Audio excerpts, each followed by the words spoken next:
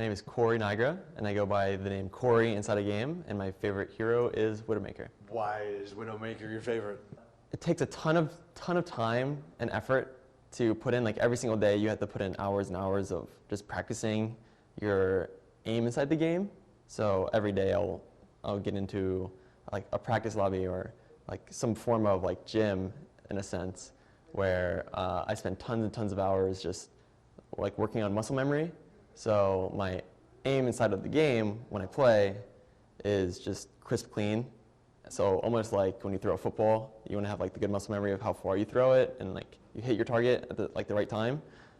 Pretty similar to this, where you're constantly just pretty much grinding to get your muscle memory correct in the game. So when you follow someone or you flick to somebody, it'll be crisp and clean.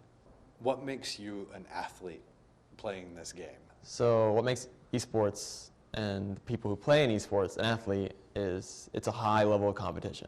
So everyone spends hours upon hours in the game perfecting their craft, which is pretty similar to what traditional sports is like. So everyone will spend hours and hours upon the traditional craft and like working out or like just practicing throwing a ball or like creating their set plays and whatnot. So there's tons of competition, especially like if you watch like the professional traditional sports. Like they have set plays, and each individual has a certain like skill level that people have put them. So pretty similar to this is where each individual has their own little skill level, but it's more so there's lots of strategic play involved with it. So alongside of how much everyone practices and puts like their passion and like their blood, sweat, and tears into the game, there's also everyone who's thinking really, really critically about the game, where you create your own set strats and you like analyze the enemy team. You have to figure out like everything they do, and you end up creating something for your own team who has its own play style to try to be the best they can be. You're talking about strategic plays and everything like there. Mm-hmm. You guys do that in the game. Yeah. You come up with ways that you want to try to win. Yeah. Talk to me about that. How like. What are you going to do? You're up there as Widowmaker trying to snipe people and get people out of the way, but you're working with your team. Yeah, so generally when you scrimmage, you have a kind of set ideas of what you're going to do, but not everything goes to plan, of course. Everyone has their own ideas. Everyone comes up with something new off the fly.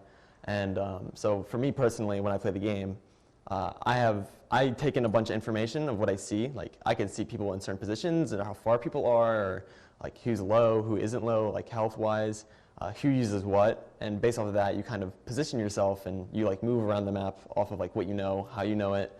Kind of like a game of chess in some sense, where each kind of piece has its own ability or has its own like purpose. So you kind of set yourself up for success in that sense, just by off of what you know. Like you would do everyday life, basically. Yeah. You want to try to set yourself up to succeed. You don't want a bad day. Yeah. Yeah. You're playing video games, you're getting paid to do it. Dream come true? I think it's something that I definitely looked forward to when I was younger, but wasn't something that I strived to be until I was about like 16 or 15, was when I kind of saw like sparks of hope that I could pursue this. And when I did, I was pretty stoked to be able to do what I wanted to do. And how old are you now? I'm 20. 20. Yeah. So you're a professional video gamer at the age of 20. Yep.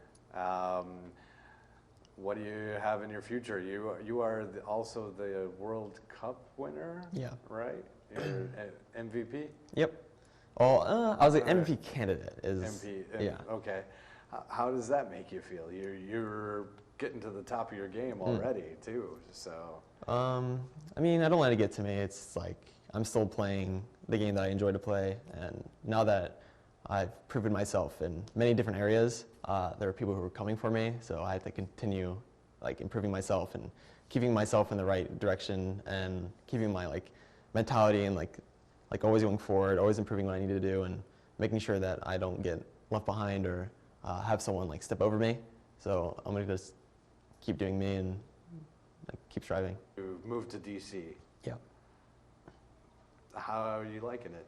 I love DC actually. It's super clean. The area that we're currently in right now is like nice and quiet, so really close to the facility too. So I'm able to like walk through the streets, see everything. It's really beautiful from the outside in. Like we've walked like across the bridge and like took a look back, and I was like, dude, this is like so beautiful at night. So I love it so much. What are you most excited for being here in the city? Just playing in the anthem. Playing in the Yeah, I mean, we're going to see our home fans. It's going to be really amazing. We had the most home stand games, so I get to see the fans a bunch, and just being in front of a home crowd is going to be nuts. What it gets you going to try next year in DC? So what I'm really looking forward to isn't like trying something, but seeing the spring, like the cherry blossom bloom is what I've heard. So I'm really looking forward to that, because I think that's going to be beautiful, and I think it's going to be really interesting to see. So that's like the one thing I'm really looking forward to. But on the part of like trying new things, like Stratus kind of just brings me around. And he's like, I heard this is good, I heard this is good. So we just go around seeing stuff. What's it like to move to a new place, but you have your teammates? Like, are you guys like a little family almost? Yeah, for sure. Everyone's still coming together because everyone has just recently flown in. Right. So we're all getting used to each other. We can't like binding the friendships and whatnot. But since like I live with Stratus, and I've been with Stratus for a whole year now, so he's basically like my little brother, I feel like. So he kind of just is really outgoing and does a ton of stuff. So whenever we move around and go somewhere, it doesn't feel like you're ever alone, because you're always with somebody that you like are really fond of. What's it like to have a fan base, and how does that feel when people are like, oh my gosh, like I look up to you, it's so nice to meet you, can I have your autograph? Like, how crazy is that? So at first it was like, me? Like you don't really see yourself in that light where you are like a superstar or people look up to you. But over the year and over the time, you kind of like look back at it, people do look up to you, and people do like admire what you're able to do and what you like do accomplish. So I think it's pretty stellar that people do have like the aspirations to be you, and so like they look up to you and they try to like copy your style and whatnot. So I think that's really cool. Like I see people wearing my like skins in games sometimes. I'm like, ooh, that's me, you know? Like that's pretty neat. It's kind of surreal, right? Yeah, yeah. It's like somebody wearing, you know, a quarterback's football jersey around town. Yeah. Like, right? He's like, oh, it's my jersey, you know? It's like, he knows me. Nice. That's cool. Yeah. So I'd say the team is much stronger this year than it was last year. So I have high hopes, and we'll make sure we achieve them.